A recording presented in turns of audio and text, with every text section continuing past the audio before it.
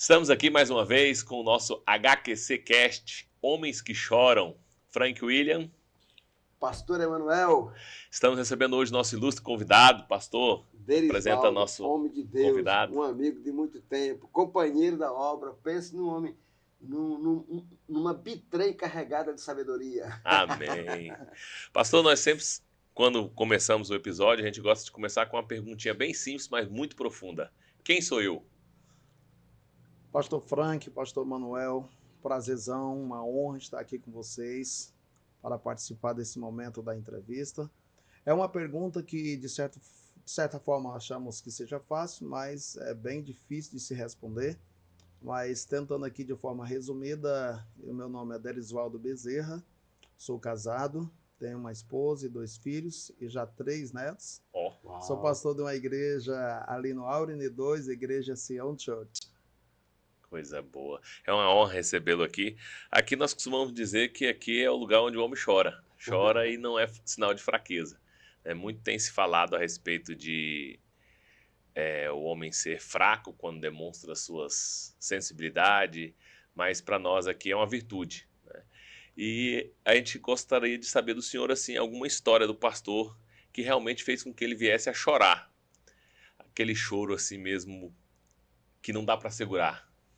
Sim, alguns momentos, né? De forma cultural, a gente aprende lá na infância com nossos pais que homem não chora. É verdade. Mas claro que a gente entende o propósito dessa frase, dessa colocação, era exatamente no sentido da estruturação, da formação, para que o homem pudesse ser resistente, né? Não fraco no sentido emocional. No entanto, nós sabemos que homens choram sim. E eu já tive várias ocasiões, né, de choro, dentre elas o nascimento do meu filho, o nascimento, a chegada das netas agora. Então, esses são momentos que chora e também quando se percebe a igreja avançando, mudança de localidade, crescimento, algumas conquistas espirituais, conquistas materiais e principalmente no que diz respeito à vida com Deus e à vida familiar. Amém. Aleluia. Assim, eu gostaria que o senhor fosse mais profundo, escolhesse uma dessas histórias e contasse para nós, assim, aquela mesmo, no meu caso, eu tenho, até quando a gente foi começar o programa, o Alex, ele me perguntou, né, Frank, como é que um homem assim, né, como você, que eu sou visto como forte, pela voz, né, já fala meio grosso, né, e tal, como é que um homem como você chora, né? E para mim, quando eu tô na presença de Deus, nada me segura, né? Quando eu entro na presença do Pai ali no quarto, no secreto, é o momento onde realmente as lágrimas rolam, como diz o outro, sem conseguir segurar. E uma das coisas que o senhor falou foi no nascimento dos filhos, né? Eu tenho 3 filhos, tenho um de 13 anos e um casal de gêmeos. E a primeira oportunidade de você pegar um filho nos braços, né? Não tem como o homem não segurar o choro. Nós realmente temos falado isso nos outros episódios, que o homem ele é criado de uma certa forma numa cultura onde nós temos que mostrar só resistência. Né? O próprio poder público, se você for olhar, ele não tem feito trabalhos voltados para o homem. Inclusive, essa semana tivemos aquele advogado preso, né? Não vou entrar em detalhes de mérito, mas assim, a lei está se acirrando para autoproteger ainda mais as mulheres, não que elas não precisam de proteção, né? Mas estão criando mais mecanismos para, com perdão da palavra, ferrar mais ainda o homem, né? Porque antigamente necessitava, até hoje, mas não estão se cumprindo a lei como se tem que se cumprir, né? Nós temos na máxima do direito que todo ser humano, independente de homem ou mulher, sexo, religião, ele tem direito ao devido processo legal. Né? E o que é o devido processo legal? É realmente ter as provas para que você possa absolver ou condenar. E nós, homens, já estamos sendo condenados só de ser homem. Né? Só o fato de ser homem, você já está com uma condenação a mais. Né? A mulher inventar qualquer história lá e for lá na delegacia registrar um boletim de ocorrência, é capaz de qualquer um de nós aqui estarmos presos sem nada dever. Né? Então, assim, como é que fica para o homem ter que aguentar tanta paulada, tanta pedrada, ter que ser essa tartaruga, entrar para dentro do casco ali e sofrer sozinho? Né? Então, o intuito do Homens que Choram, do HQC, quando Deus colocou ele no nosso coração, eu compartilhei com o meu pastor Emanuel, e chamei ele para a gente estar iniciando esse projeto foi exatamente nesse sentido. Como é que nós vamos dar uma válvula de escape, nós vamos falar sobre esses homens que só levam a pancada e tem que estar sorrindo, e tem que estar pronto, e tem que dar proteção, e tem que proteger os filhos, a esposa, a igreja, a comunidade, né? E tem que estar na frente de batalha. Mas e quem é que cuida desse homem? Então, assim, na visão do Senhor, como é que é ser homem nessa sociedade, nos dias atuais, onde tudo corrobora para que você seja ainda mais resistente, que você seja ainda mais resiliente e sem cuidar das suas emoções. Né? Nós temos aí Casa da Mulher Brasileira, nós temos aí Chá das Mulheres, até as próprias igrejas, se você for ver, ela é mais voltada de eventos femininos do que masculinos. Até pastor Frank, pastor Derisvaldo, eu observo muito os hinos que são cantados nas igrejas. É voltado mais para as mulheres. Nunca mais cantou aquele hino, os guerreiros se preparam para a grande luta. Lembra daqueles hinos da harpa cristã? Os guerreiros se... Mas coisa mais pegada, mais masculina, né? Não é? E realmente, pastor Frank, mas pegando esse gancho aí, eu fiz uma pergunta para o pastor. Eu chamo Deri porque é na intimidade. É verdade. Pastor Deri, por que as igrejas hoje não têm assim, um foco mais voltado para os homens? Agora que nós temos os legendários, né, que surgiu, né? Sim, estamos tendo alguns projetos, né, que a gente já falou deles aqui, que é a Cabana, que é unissex, né, vai tanto homem quanto mulher, mas ele é um programa bem pesado, né, mais para buscar mesmo o seu eu, né, restaurar aquele eu, sair daquele mimimi, né, então é um projeto, eu já fiz, já participei do Acabana, o Legendários ainda não participei, que chocou as datas, mas também vou participar, que o Legendário sim é só para homem, e temos também, acho que em Florianópolis, nós já falamos dele aqui também, um pessoal que faz 3 dias numa montanha, sim. E aí eles fazem uma paeja, não tem cunho religioso, né, é um chefe de cozinha, né, que ele faz ali a comida ali nas pedras ali e tal, faz aquela paeja e eles tomam cervejas ali e vai ter conversa de homem, ter papo de homem, que é o que a gente está fazendo aqui, ter um papo de homem, poder se abrir sem julgar, sem se abrir, sem ser condenado, sem ser acusado, né, porque nós homens, nós também temos os nossos sentimentos. É aquilo que a gente estava falando aqui. Mas quem que cuida desses sentimentos? Será que nós mesmos estamos cuidando? Já tem aquela cultura, e tivemos aqui, acho que o doutor Pedro falou, o doutor Alex falou, que são médicos que estiveram aqui, que a gente perguntou o porquê do homem não buscar ajuda médica, né? Muitas vezes nós homens só vamos mesmo quando já está morrendo. Me leva, tô morrendo, né? Aí às vezes não tem mais solução, é só um resultado, um diagnóstico. Não, você vai morrer mesmo. Pronto. Aí o cara volta para casa acabar de morrer. Ou morre lá no hospital. A mulher não, Aí eu não sabia desse fato, não tinha me atentado ainda, e ele esclareceu para nós que o próprio poder público, ele fez, né, desde as décadas anteriores, várias campanhas de cuidado, de proteção à mulher. Por isso que a mulher vai tantas vezes, né, faz o toque, faz o da mama, faz tudo. Por quê? O Papa Nicolau faz todos esses processos, porque o próprio poder público, ele tomou as vezes dele, né? Mas e aí, como é que fica os homens? Porque o poder público, nós não somos iguais perante a lei? Né? Então, assim, diante de toda essa realidade que nós temos, como é para o senhor, pastor Deri, como é, pegando aqui já a intimidade aqui do pastor Emanuel, dá licença, como é que é para o pastor Deri, assim, ser homem diante de uma sociedade como essa, né? E como que o senhor vê, já aproveitando essa pergunta, os homens que estão saindo dessa nova geração? Bom, dentro disso, como foi comentado aí, nós temos as questões culturais. O homem sempre foi voltado para ser o provedor. Então, o homem sempre foi preparado para trabalhar fora, ir para a agricultura, ir para a caça, trazer o alimento, trazer o sustento da família. E essa rotina, ou seja, esse lado masculino, deixou o homem muito como cuidador do outro e menos cuidador de si. O homem sempre pensou mais no outro, no caso na família, na esposa, nos filhos, do que pensar muito em si. Então ele preferia ir ao campo, ir à batalha, ir à roça, trazer a provisão para casa e cuidava menos de si. Então quando ele ia ter um tempo para si, geralmente é como tu disse aí, na questão da saúde.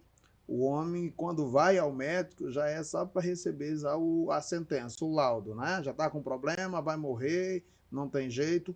Já a mulher, como nós temos uma sociedade, até a questão do poder público, em promover o bem-estar para a mulher, no sentido de cuidar de si.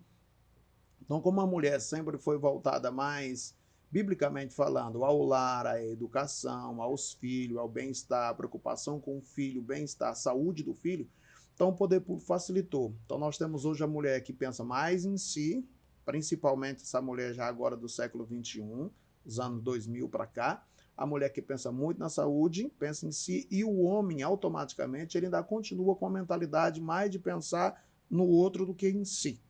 Então, quando nós trazemos para a igreja, nós vemos hoje, por exemplo, o homem também, de certa forma, no mundo espiritual é da mesma forma. Antigamente, os homens mandavam as mulheres para a igreja, enquanto que eles ficavam em casa para descansar, para no outro dia trabalhar. Então, a mulher participava na igreja no sentido semanal. O círculo de oração, anos atrás, funcionava na terça, na quinta e no sábado, era pela manhã. Então, os homens sempre foi voltado para o cuidado. E o homem geralmente participava da igreja, quando participava, era aos domingos. Então, por isso, hoje que nós temos até as igrejas com mais mulheres do que homens. Se a gente for contar o número de homens, primeiro, que nasce menos. Segundo, é mais homem preso nos presídios do que mulher. Terceiro, é mais homem que morre no trânsito do que mulher. Quarto, é mais homem envolvido no mundo das drogas do que mulher. Então, além de nascer pouco, morre muito mais. Então, o número de homens que nós temos é menor no sentido mesmo do sexo. O número de mulher já é maior. Então, hoje, até as igrejas, muitas das vezes, não é que a igreja em si facilita isso, mas a igreja em si é forçada a isso, é levada a isso, porque o número de homens que participam das atividades na igreja é menor do que o número das mulheres. Uma curiosidade lá da Beto é essa, é a primeira igreja que eu participo que tem mais homem do que mulher. A nossa, não sei se tem a ver com homens que choram, com o projeto que Deus tem feito nas nossas vidas, mas lá nós temos tanto, você vai nos adolescentes, é mais meninos do que meninas, você vai no, né, só não na reunião de mulheres, porque lá é só mulheres, mas no grosso modo, hoje nós temos mais homens lá do que mulheres. Mas enquanto o pastor Deli estava falando, eu lembrei de uma profecia que está em Isaías capítulo 4, versículo 1, que fala assim: nos últimos dias, 7 mulheres vão procurar um homem e vão dizer: não queremos teu dinheiro, não queremos nada teu, só queremos você. E isso já está acontecendo, né? Se você pegar e fazer uma consulta rápida aí nos últimos IBGE que teve, já está aí, se eu não me engano, acho que é 4 por 1, né? E estimativas, eu não sei se é 2030, se é 2050, de estar 9 por 1. Meu Deus. Então vai chegar nesse 7 por 1 aí. Eu vivi uma experiência recentemente aqui em Mateiros, no Jalapão. Eu estive lá na igreja de um pastor amigo e pós o culto teve reunião de jovens. Os jovens foram por uma localidade lá e naquela reunião de jovens que o pastor me levou para presenciar, tinha em torno de mais ou menos umas 120 mulheres e tinha mais ou menos uns 30 homens só. Rapazes, a diferença era enorme. Gritante, né? Gritante. Não, na nossa, o senhor vai lá na nossa, o senhor vai ver que essa realidade já está mudando, né, pastor Manuel? O nosso lá, graças a Deus, nós temos bastante homens. Inclusive, estamos fazendo esse trabalho exatamente para que eles possam achar um local, né, um lugar onde eles possam ser acolhidos, onde eles possam ter voz, possam ter vez, né, porque muitas vezes eu acho que o que falta para nós homens é sair do casulo, né? Não sei se o senhor sei que o senhor é escritor, né? Já leu o livro Cavaleiro Preso na Armadura. Se não leu, fica a indicação, é um excelente livro. Ele fala exatamente, acho que de nós homens. De uma certa forma, eu acho que esse livro foi escrito para os homens. Porque é isso que você falou, de uma forma cultural, nós fomos criados a ser cuidador do outro, a dar a proteção, a dar o provimento, a dar o alimento, a dar a segurança, a dar e dar.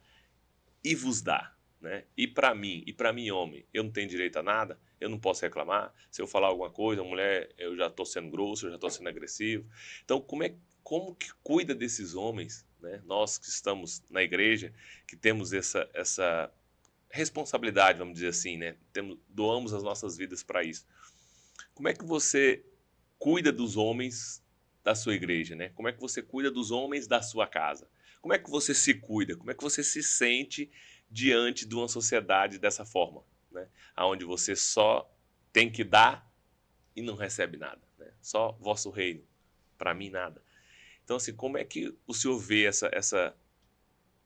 o jeito que a sociedade está se delineando? E outra coisa que, já complementando aqui, é a questão dos homens da nossa geração. Nós estamos vendo que os meninos hoje estão mais enfraquecidos, né? Está sendo uma geração muito mimimi, muito casca de ovo, você não pode falar nada, você não pode educar, né? Que você já está sendo grosseiro, você já está sendo desrespeitando os meus direitos. Então, como que a gente lida com essa geração que está vindo de homens, né? Como educar esses homens para que eles possam se ver mesmo como homens, né? Hoje nós temos aí tanta ideologias contrárias, né? De uma nova que lançou aí agora, dos jovens estarem se vendo como animais. É que eu me vejo como um gato, eu me vejo como um cachorro, eu me vejo como um lobo, né? E totalmente perdida, né? Sem direcionamento, sem rumo, praticamente largada. E aí, como é que nós, homens, pais, vamos lidar com vamos dar um norte para essa geração também? Uhum. A Bíblia traz para nós, pastor Flank, já uma receita bem preparada, né? Ela vai dando todas as dicas. Vamos pegar o Salmo 127. O salmista diz que os filhos são como flechas na mão do guerreiro ou na mão do valente. Quando a gente pega um flecheiro, seja na questão do esporte, na questão indígena, seja na questão das Olimpíadas, seja dos filmes, heróis dos filmes, mas um flecheiro, ele é um atleta. Ele precisa treinar. A Bíblia diz que os filhos é como uma flecha na mão desse flecheiro, ou seja, desse guerreiro. Então, para ele acertar o alvo com aquela flecha, ele tem que ter horas e horas de treinamento, de dedicação, de empenho. Ele tem que ir lá trabalhar a flecha, treinar, olhar ela, ver a mira dela, se está bem regulado, se está direitinho, o arco, enfim, treinamento. Então, quando a gente pega um filho hoje, nós precisamos treinar nossos filhos. Se nós não treinamos os nossos filhos, vamos pegar lá na primeira fase, lá na infância. Quando o filho nasce, então ele é como se fosse uma folha em branco. O pai é que vai estar ajudando a escrever, formando, dando estrutura. Vamos pegar o lado emocional. Então, na nossa época, vou pegar eu, que sou de cor preto, né? Sou preto.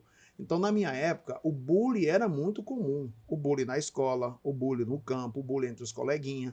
Então, eu tive diversos apelidos e a minha mãe sempre me treinava. Meu filho, você não é isso. Então, quando te colocar apelido, você também não apele, já reaja chamando ele de outra forma que ele possa ser incomodado, ou ele para, ou então ele também vai ficar com aquele apelido. Então, aquilo foi um treinamento. Minha mãe me passava isso. Pai também me passava isso. Então, uma outra coisa que eu tive na questão do treinamento emocional é de olhar para mim e não me ver com um mau olhar. Então, minha mãe falava assim, você não é feio. Feio é quem está dizendo que você é feio. Ela não tinha uma linguagem científica, mas eu aprendi, hoje eu posso muito bem decifrar o que ela dizia. Ela dizia assim, o problema da feiura está no olho de quem fala. Quem tá vendo. De quem está vendo, não está no seu. Então, eu sempre, lá nós somos 6 irmãos, éramos 7, um faleceu pequenininho ainda, então nós somos 6. Então, meu pai sempre foi muito de autoestima alta. Minha mãe também. Então, meu pai, todo mundo era feio para ele, mas ele era bonito. Então, ele sempre brincava com isso. Quando alguém falava, bom dia, senhor Valdenor, ele falava, bom dia, o senhor está bem, bom e bonito. Então, ele tinha essa frase e nós todos lá em casa crescemos com essa autoestima alta. E isso foi um treinamento, mesmo nossos pais não sabendo que isso se fazia de forma com muito conhecimento, mas ele já fazia isso como prática de vida. Uma outra coisa, nós fomos criados auxiliando ele trabalhando. Então, desde os afazeres de casa, a responsabilidade de casa, os carrinhos colocar no lugar, a brincadeira da vasilha, sandália, tudo isso a gente fazia dentro de casa. Então, o que acontece? A geração de hoje é cheia de mimimi exatamente pela criação. Vamos lá. Os homens, geralmente, os pais dizem assim, eu fui criado de forma sofrida. Fui criado trabalhando muito, sofri muito. Meus filhos não vão ser assim. Se eles acham que os pais erraram por extremos, eles erram agora exatamente por ausentar. Agora vão para o outro extremo, que é a questão negativa. A gente não precisa criar nossos filhos como nossos pais nos criaram, até mesmo porque a área de trabalho é outra. Eu fui criado, meus pais trabalhavam com olaria, fazer tijolo no manual, famoso tijolinho no manual, amassar o barro na enxada. Aqui no Tocantins? no estado do Pará, em Orilândia, e Orilândia. aqui no Tocantins, quando nós chegamos aqui, em 91, não tinha um rio Tocantins, não tinha um lago, Sim. e tinha aqui na beira do rio Tocantins, um local ali, hoje é de trás do aeroporto, que era um rio que chamava Piranha, era uma região, e lá era uma região de barro, muito tijolo, que é olaria.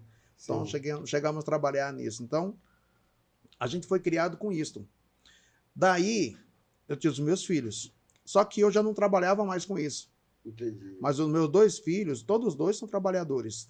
Aprenderam em casa comigo, não precisaram trabalhar fora. Mas até aos 14 anos, então, por exemplo, ao levantar, já arrumava suas coisas, arrumar o quarto, ajudar a mãe nos afazeres de casa, e isso facilitou. Então, os pais hoje erram muito nisso. Deixam os filhos sem nenhum tipo de compromisso dentro de casa. Recentemente, uma experiência, eu tive num trabalho, na nossa igreja a gente tem trabalho nas casas. As famosas células, os trabalhos domésticos. Então, o que acontece? Em uma daquelas reuniões que eu fui, o pai e a mãe presente, o filhinho foi lá e pegou a caixa de brinquedo, jogou na sala, enquanto a gente fazia a reunião, e a criança ficou brincando. Quando terminou, a mãe foi pegar. Eu falei, mãe, não está errado o processo? Não foi que espalhou? Aí ela disse assim, mas ele não pega não. Eu falei, mas se você orientar, ele vai pegar. Agora, se você acostumar que ele espalhe os brinquedos e você junta, aí ele vai crescer exatamente com essa questão. Ela foi e orientou ele ouviu eu falando, claro, criança inteligente. Ele foi lá e pegou, colocou tudo lá e disse assim, eu sei. Ou seja, o que estava faltando era comando. Então, hoje, um dos grandes erros é que nós não treinamos os nossos filhos. Se nós treinarmos ele, a pessoa quer que o filho seja bom de matemática. Você deve treinar ele com os números desde a infância, lá dos primeiros aninhos. Se treina com os números. Quer que o filho seja bom de língua, ou seja, que aprenda uma outra língua. Treine o filho lá desde a infância, ouvindo o inglês, o espanhol, o francês ou qualquer outro idioma. Se quer que o filho seja bom de português, já ensinar falando correto. Já treinando ele falando correto. Quando a gente treina um filho falando correto, eu tenho uma netinha que está com 3 aninhos, a Sofia, hoje ela já fala bem correto. Tem vezes que as professoras na creche, ou os coleguinhas, ou as pessoas que conhecem ela, dizem, ela fala super bem, mas nós já fazemos a correção já lá com ela. Sim. Quando ela fala errado o portuguesinho, a gente vai lá e corrige de forma amável, de forma tranquila, e ela fala correto. Então isso é muito importante, treinar a criança, os pais fazer esse treinamento, o filho vai crescer e vai ter facilidade. E é tão forte isso, pastor Derico, que está falando, porque a Bíblia ela é muito incisiva. Quando ela fala só, ensina a criança, não é ensina o jovem, ensina a criança, né? Pegando esse gancho aí, onde é que tu tem percebido que os pais têm errado? Exatamente na criação. E hoje a gente percebe, até na igreja, os pais erram. Por exemplo, você pega uma igreja que não tem um ambiente preparado, a salinha das crianças, aí os pais levam as crianças, claro, é criança, ela está num ambiente adulto, ali não é preparado para ela, então a criança vai se comportar como criança. Isso. Mas mesmo assim, os pais não orientam, então os pais já levam brinquedo para o ambiente de culto, que a criança leve brinquedo. Celular, às vezes. Leve celular, tem que dar um celular para a criança, dentro do próprio ambiente de culto, a criança está com o celular, em casa nem se fala, então tudo isso vai causando problemas seríssimos. Eu costumo dizer, da fala que o senhor disse aí, até acho que já falamos disso aqui algumas vezes, que na minha concepção, um dos maiores erros de nós homens, principalmente os pais, é a gente dizer exatamente isso que o senhor falou. Ah, eu tive uma vida difícil, eu não quero que meu filho tenha dizendo assim. Só que ele esquece que foi essa vida difícil que lhe forjou esse homem que você é hoje. Então, se eu não deixo o meu filho experimentar, né, experienciar situações traumáticas, situações de crise, situações de provações, como que ele vai saber lidar com aquilo ali? Porque nós não vamos ficar aqui para a vida toda. Todos nós temos um tempo limite para estar aqui. Sim. Uns vão mais cedo, outros demoram mais um pouquinho. Não sabemos o prazo que nós temos com eles. Mas eu vejo que os pais eles têm errado muito em se ausentar, né? Nós temos muitos filhos órfãos de pais vivos, né? Então, assim, muitas vezes, pelo cansaço, pela fadiga, pelo estresse do trabalho, por já ter sido culturalmente criado dessa forma de ficar lá fora, de trazer o provento, acha que chegou em casa e ele já fez tudo que tinha que fazer, né? E aí o tudo serve também para a questão, achei boa a analogia que o senhor fez da flecha, de preparar a flecha, né? Muitas vezes eu vejo, respondendo também a pergunta do pastor Emanuel, onde nós pais temos errados. Eu tenho visto que muitas das vezes nós não temos cuidado da flecha, né? A gente chega para os nossos filhos e cobra, mas você não fez isso direito. Mas aí eu te pergunto, quantas vezes você foi lá e arrumou aquela flecha e apontou ela na direção e ensinou? Falou, meu filho, vem cá, ó, lava a louça é assim. Eu costumo fazer muito com os meus, independente de ser homem ou mulher, eu chego e falo, meu filho, vem cá que eu vou te ensinar. Não ficou bom, pega aqui para você ver. Aí pega, tá com gordura, não tá? Isso aqui é o melhor que você sabe fazer? Não, pai, não. Então, me dê o seu melhor. Pega a bucha, passa no detergente, enxágua a bolsa, paga uma água quente na bucha e passa. Então, muitas das vezes nós, acho que pela correria e pela forma como nós fomos criados, a sociedade está cada vez mais acelerada. Eu digo isso porque a gente hoje já assiste vídeo em 3x, 4x, né? Antigamente a maior agonia que tem é você ficar escutando aquele áudio, né? Então você já vai lá e bota no 2x, bota no 3x. Porque a gente está nessa vida acelerada. E aí, às vezes, nessa aceleração, a gente não se atenta de falar assim, mas como que eu estou cobrando do meu filho que ele faça algo perfeito se ninguém o ensinou o que é o perfeito? Né? E só lembrando, eu li um livro quando eu fazia faculdade, né? A Síndrome da Mente Acelerada, né? E na época nem tinha áudio em 2x. 2x, mas a psicóloga lá que escreveu o livro fala que faz muito mal você ver algo anormal daquilo que você ouve. Por exemplo, um áudio, você tem que ouvir ele no 1x.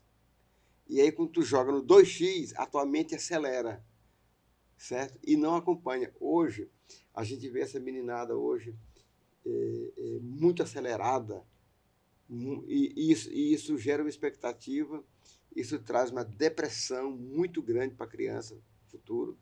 E a gente vê criança se cortando, se machucando, criança batendo a cabeça na parede. Por quê? Porque a criança ela tem que ser criança. É que estou falando agora. Criança no ambiente de adulto, ela tem que aprender a ser criança. E nós, aí é que está o problema. Eu lembro quando teve a pandemia, né? Eu fui jogar dama, xadrez, muito tipo, Uno. Eu fui jogar Uno com a minha filha, sentava no chão com ela, e isso gerou mais vínculo, porque na época ela tinha só acho que 9 anos, né? 8 anos. E isso, pastor Franco, gerou um vínculo muito grande, né? Eu acho que nós pais, eu tenho um filho adolescente, né? O pastor Franco também. Você já tem filho já tudo adulto, né? Já. Mas nós pais que temos filho adolescente, nós temos que aprender a brincar com eles. Também os adultos. Sim. Né? Pegando isso aí, pegar um exemplo bíblico, quando a gente lê Provérbios capítulo 4, a gente vê a questão de Salomão e Davi. Sim. Salomão dando um testemunho dele para com o pai. Sim. Dizendo que quando ele era criança, que ele andava com o pai, que ele acompanhava Sim. o pai. E o pai dizia a ele, Salomão, quando tiver oportunidade de adquirir sabedoria, adquire. Faça de tudo para adquiri-la. E quando adquirir, segure. Então, Davi vai mostrando para Salomão a importância da sabedoria e da inteligência. Quando Salomão se senta no trono, que ele tem aquela revelação de Deus mediante aquele sonho, que Deus diz assim para ele, pede-me o que tu queres, ele diz assim, eu quero sabedoria. Isso. Ali não foi um acidente, ali não foi um acaso, ali foi um aprendizado do pai. O pai orientou ele, no dia que você tiver a oportunidade, a sabedoria é o item, é o elemento mais importante. Então, o Davi treinou o Salomão. Sim. Salomão foi treinado pelo Davi, treinado emocionalmente, treinado na inteligência, e quando ele teve a oportunidade, ele foi lá e pegou. Então, nós podemos treinar nossos filhos nesse sentido, do acompanhamento, do estar junto, do andar com ele, de aproximar dele, de conviver. Pegando mais aqui um texto bíblico, quando a gente tem lá, por exemplo, o Eliseu. Quando Eliseu está lá na casa da Sunamita, a questão da criança, o menino morre, não é? Sim. A criança dela morre. Quando o Eliseu é chamado, que ele vem, tirando lá o fato do Geazi, quando o Eliseu chega, Eliseu faz o quê? Ele se deita sobre o menino. Sim. Ele deita sobre o menino. A medida dele é a referência para o menino. Sim, Não só no sentido de profeta, mas principalmente no sentido masculino, no sentido de homem, sim. no sentido da transmissão da vida, daquilo que está nele transmitir. É a mesma coisa que nós devemos fazer para nossos filhos, não no sentido do deitar, mas no sentido de ser referência, de ser padrão para aquela pessoa, para exatamente copie, para o que está em nós, passe para ele de forma natural, não pelo campo do discurso ou da palavra, mas da vivência, do testemunho, da prática. Da prática é o verdadeiro aprendizado. Inclusive eu postei essa semana, né, tá nas minhas redes sociais, no Instagram, que nós pais, principalmente nós cristãos, nós às vezes somos um na igreja e outro dentro de casa, né? E aí queremos cobrar dos nossos filhos algo que nós não demonstramos, né? Nós não nos auto-perdoamos, nós não somos carinhosos, nós não somos amorosos, né? Mas por de fora nós somos aquela seda, né? Por de dentro paulada, por de fora marmelada. E aí, né? Como é que você forja uma criança, né? Sendo duas pessoas. Quem é que eu devo seguir? Esse aqui que é lá fora, meu pai lá fora, ou meu pai que é aqui dentro de casa? Uhum. Né? Então, assim, eu vejo que isso aí tem uma frase que diz assim, que eu gosto muito dela, que diz assim, os nossos filhos, eles copiam os nossos atos. Né? A nossa boca, o que a gente fala, eu costumo dizer que é um sussurro. Os nossos atos berram, né? Estronda. Por quê? Porque ele copia aquilo que a gente faz. Uma coisa que eu acho muito engraçada dos meus filhos, principalmente os mais novos, tem 6 anos, casal de gêmeos, é que eu e a minha esposa, às vezes estamos dentro do carro, a gente vive muito dentro do carro, porque onde a gente vai, a gente leva eles, vai pro futebol, vai pro trabalho, eles estão sempre juntos, pra igreja, onde quer que a gente esteja, eles estão juntos. E a gente está conversando sobre um assunto que não tem nada a ver, eles estão lá atrás conversando entre eles, a conversa deles, nós aqui atentos, e no celular, e fazendo outras coisas, e pintando e tal. E aí a gente fala algum assunto, tipo, o pastor Emanuel tá, pai, não sei o que, não sei o que. Ou seja, o menino tava prestando atenção na conversa e responde, tu fala, mas tu tá prestando atenção nessa conversa, menino? Não tô nem, tá nem fazendo, você tá aí conversando, como é que tá prestando atenção, eu e sua mãe tá conversando? Não, mas pastor Emanuel, pai, então assim, é prova disso, né? É prova de que o que a gente fala é nada comparado ao que a gente é, né? Então, na nossa geração, eu acredito que foi errado muito aquela questão de chega alguém em casa, fala que eu não tô lá. Ou liga, né? Antigamente tinha um telefone fixo. Quer falar com você? Não, fala que eu não tô não, fala que eu não tô não. Como é que você já cria uma criança, né, embaixo de mentiras? Ensinando a criança a mentir, né? Então, não, se meu pai fala que não tá tudo certo, é normal, é o correto, né? Então eu vejo assim que nós precisamos ajudar você, homem, que às vezes vê isso de uma forma muito natural, de uma forma, a síndrome de Gabriela, né? Eu fui criado assim, meus filhos serão criados assim. Não, homem, basta, dê um chega na sua casa, né? Diga, não, a partir de hoje eu vou mudar. Eu acredito que uma das frases também que eu mais gosto é aquela que diz que você não pode voltar atrás e ter um novo começo, né? Mas você pode começar hoje e ter um novo futuro. Então, eu acredito que quando a gente resolve ter a consciência, né? O senhor falou na sua história que muito me interessou, e a gente tem trazido isso aqui para você, homem, a questão da identidade. Quando você tem uma identidade forjada, como seus pais forjaram, saber, não, você não é feio, você sabe quem você é. Eu falo isso muito para meus filhos e para os adolescentes. Se vocês sabem quem vocês são aquilo que a Bíblia diz que vocês são. Vocês são um povo real, sacerdócio real, nação santa, povo de propriedade exclusiva, herança de Deus. Como que você pode ser tudo isso e você ser um caolho, você ser um negro, você ser um macaco, você ser tantos palavrões que hoje é denominado bullying, né? Se isso tudo, como a sua mãe mesmo lhe disse, e você teve a sabedoria de entender, está nos olhos de quem vê, né? Aquilo que ele fala também está na boca dele, é algo que está no coração dele, né? Isso não, eu falo muito para meus filhos, e eles já aprenderam e já estão repetindo. Às vezes acontece com o Benício e a Beatriz, que são os mais novos, eles chegam, papai, fulano lá me chamou de chato, né, lá na escola. Fala, e aí, o que você fez? Nada, porque eu sei que eu não sou, então pronto. Então assim, eles já são criados nessa educação de saber assim, eu sei quem eu sou. Se você me acha chato, se você me acha feio, se você me acha... O que você me achar, isso é seu, não me define. Isto não me define. Então, quando a gente começa a forjar a sua identidade, homem, quando você volta para dentro de si, faz uma retrospectiva e identifica quem eu sou, e por isso da pergunta no início, quem sou eu? Você sabe quem você é? Porque muitas vezes nós somos ensinados a ser aquilo que nós fazemos. Eu sou advogado, eu sou pastor, eu sou escritor. Não, isso não é o que você é, isso é o que você faz. Né? O que você é ser filho, é ser pai, é ser avô, é ser homem, é ser filho amado de Deus. Isso é o que você é. Né? Agora, o que você vai fazer com isso, aí já são outras coisas. Então, quando você acha a sua identidade, nada mais te abala. Né? Nós temos tentado trazer aqui vários projetos sociais, vários programas, várias estratégias para que você, homem, possa também achar a sua identidade, voltar às origens, ver aonde foi que você errou e traçar um novo futuro. Então, nesse sentido de traçar um novo futuro, de identificar isso, pastor, como é que o senhor tem lidado com os homens da sua igreja para direcioná-los eles nessa questão, tanto de não serem pais ausentes, para que não tenham filhos órfãos de pais vivos, nessa questão de corrigi-los ou direcioná-los, acho que é melhor dizendo, porque ninguém corrige ninguém, você mostra a direção e cada um segue conforme acha que deve. Foi o que Jesus fez. Né? Eu costumo dizer que Jesus ele não pegou ninguém pelo colarinho e falou assim, segue-me. Não. Se quiseres e me ouvires, comereis o melhor dessa terra. Se quiser, negue-se a si mesmo, tome a sua cruz e siga-me. Então, tudo ele deu. O livre-arbítrio ele vai muito mais além do que a simples palavra de livre. Né? A liberdade para Cristo, ela é realmente... Porque era muito mais fácil lá no início, né? Ele já ter falado, não, você só pode... Está delimitado, você só pode fazer isso aqui. Mas não, ele te deu a opção de escolha. Né? Ele te deu a opção de escolha e te deu 2 árvores apenas dentre inúmeras que você podia se alimentar. E muitas das vezes nós optamos por aquilo que nós não temos. Né?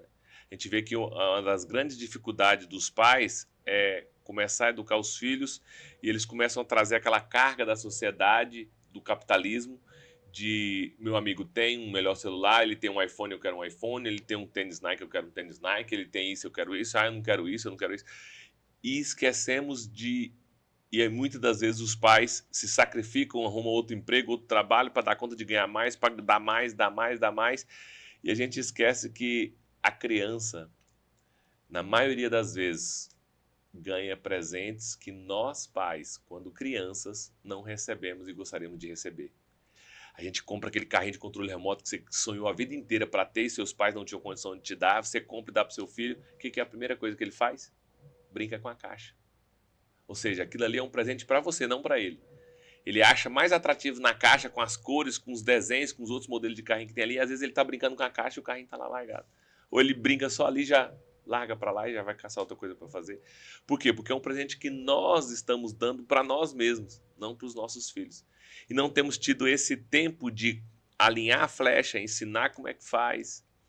Como diante de uma igreja, como diante de pais que estão se ausentando do seu papel de paternidade. Ah, você não tem mais jeito. Ah, você larga a mão para lá. É mais fácil. Né? Eu até estava refletindo hoje no meu período de oração que na nossa geração uma TV durava quantos anos? Eu tenho TV que é da minha infância, que meus pais compraram, eu tenho em casa. Né? TV assim que você fala assim... Aí essas de hoje você compra dura o quê? 6 meses, 1 ano. No tempo da garantia, o que a gente faz? Joga fora. Então, eu acredito que nós, homens, a sociedade em geral, mas principalmente os homens, nós estamos nessa geração do descarte. Né? Eu vou casar, vou ver se dá certo. Se não der certo, eu descarto. E passo para a próxima televisão. Passo para o próximo. Ah, celular, lançou um modelo novo. Não, esse aqui eu já vou descartar, vou comprar um outro. Verdade. Então, assim, como lidar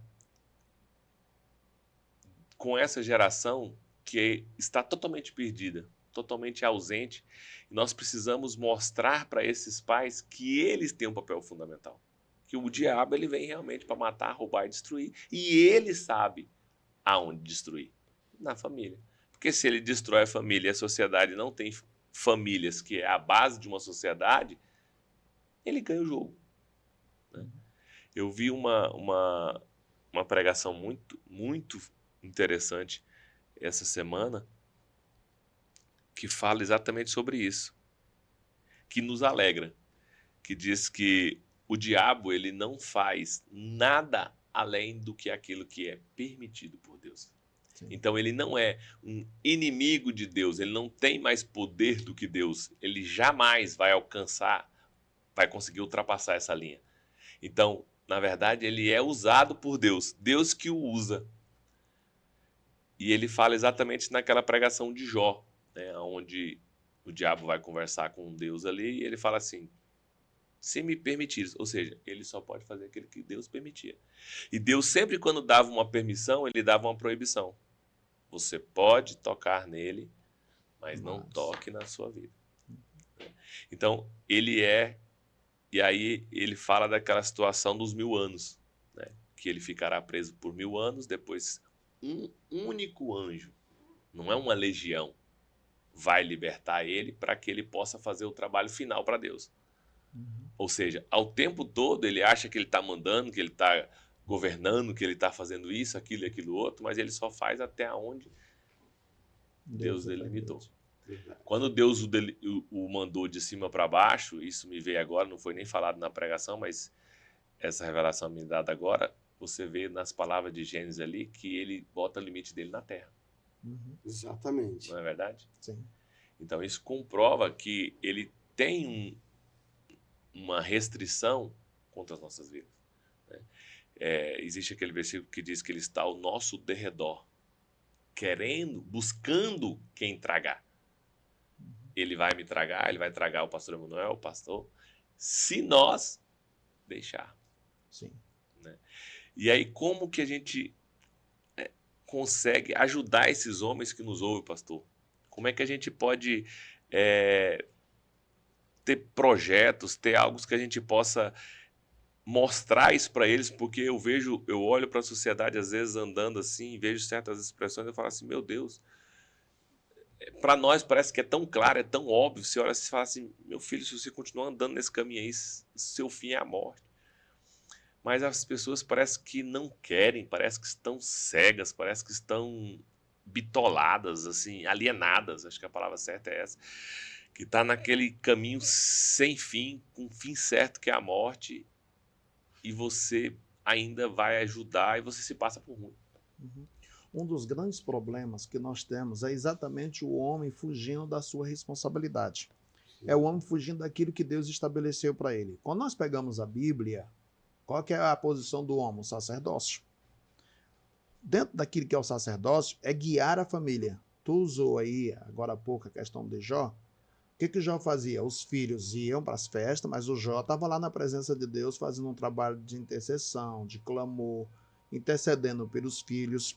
Você vê que mesmo quando Deus permite que o inimigo possa agir na vida de Jó, Deus o restringe, como você comentou. Mas veja bem, duas coisas ele não tirou. Uma a esposa e outra a terra.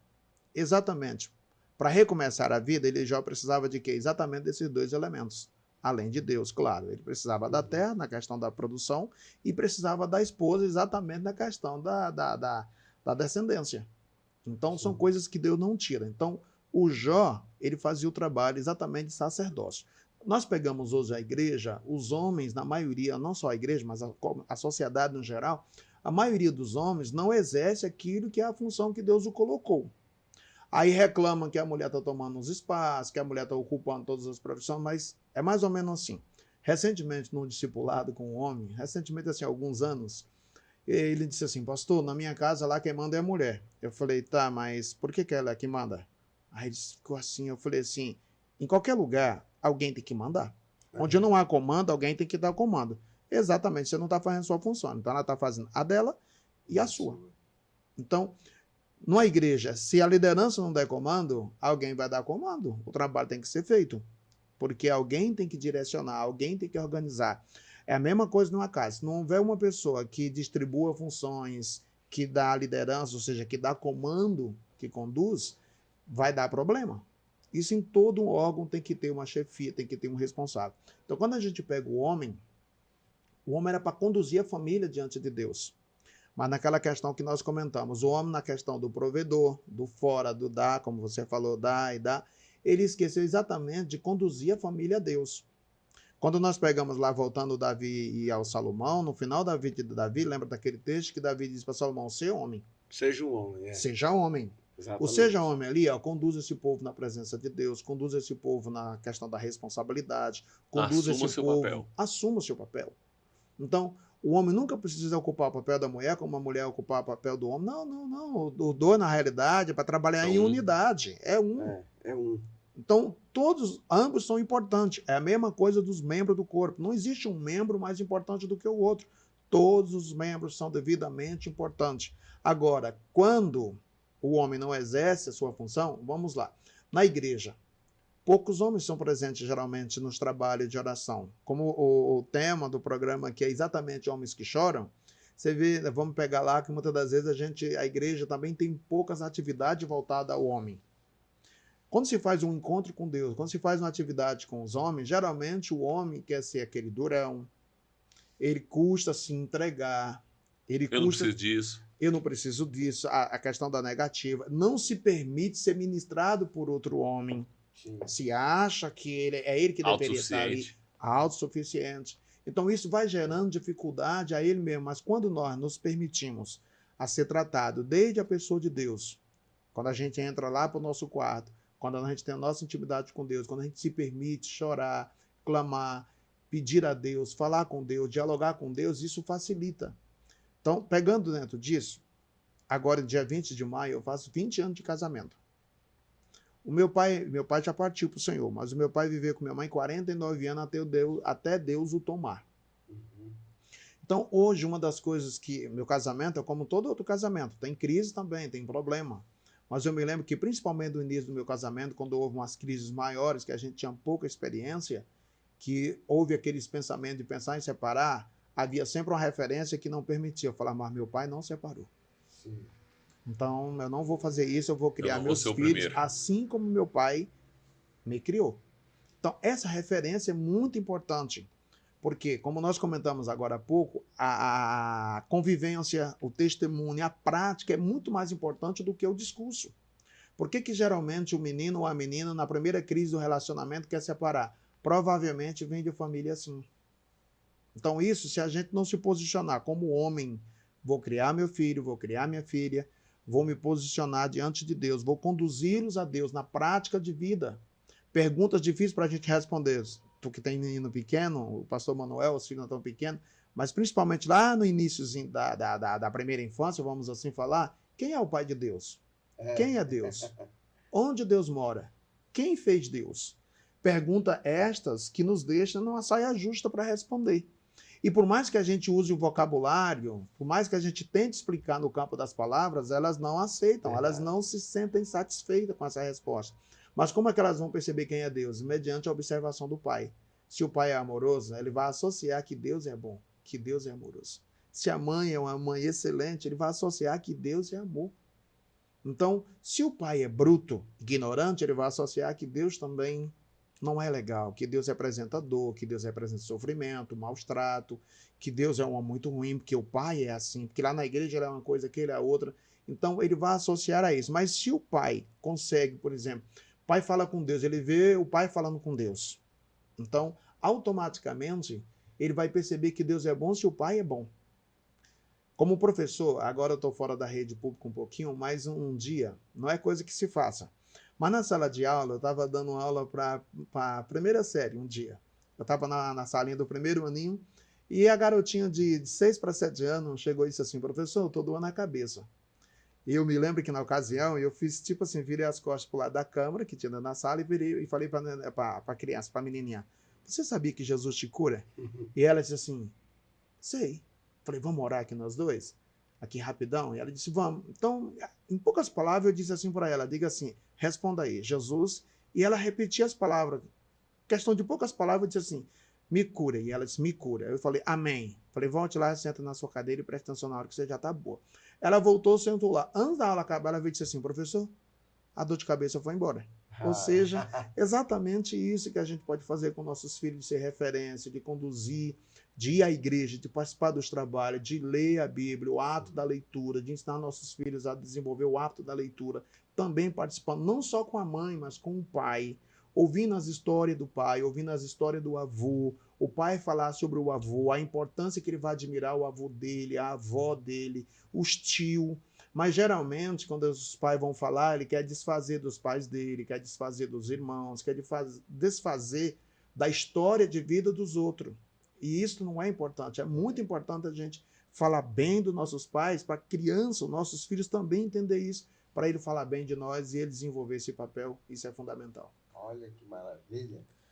Excelente, tem conversa aí para nós conversar aí o dia inteiro, né? Mas devido ao nosso tempo aí, agradeço, pastor, imensamente pela tua presença. Espero que possa vir mais vezes para a gente poder aprofundar mais esse diálogo, né? E na próxima vez ele vai trazer um livro. Isso, e aí é escritor já também. traga seus livros aí para a gente poder passar para os homens aí. Fica aí a minha dica aí, se não leu ainda, Cavaleiro Preso na Armadura, é um livrinho fino, de leitura rápida, mas excelente para nós que somos homens.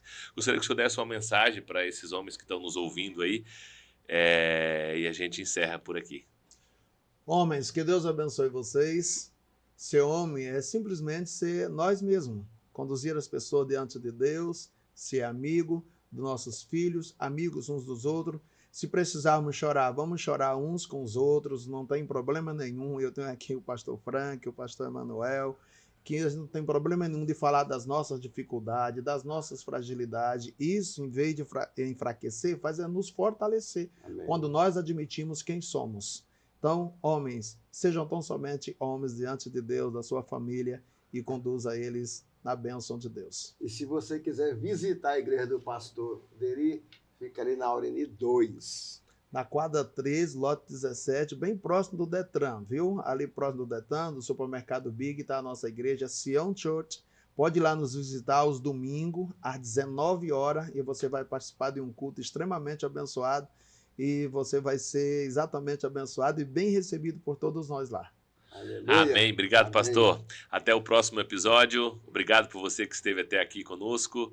É uma honra ter você toda vez aqui com a gente. Obrigado. Deus abençoe. Pastor Deri foi bom demais, né?